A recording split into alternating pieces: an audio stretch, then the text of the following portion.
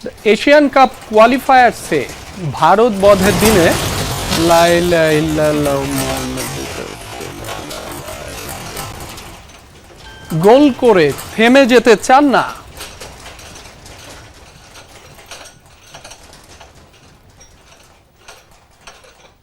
দর্শক, এই মুহূর্তে কিছুটা ভূমিকম্প অনুভূত হয়েছে, বড় আকারেরই হতে পারে। কয় মাত্রার ভূমিকম্প সেটি হয়তো কিছুক্ষণের মধ্যেই জানা যাবে।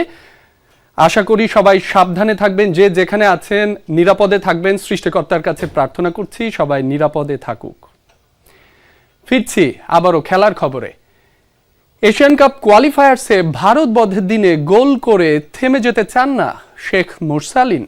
গোলের ক্ষুধা বাড়িয়ে জাতীয় দলকে সাফল্যের উচ্চতায় নিয়ে যাওয়ার প্রত্যয় এই অ্যাটাকিং মিডফিল্ডারের।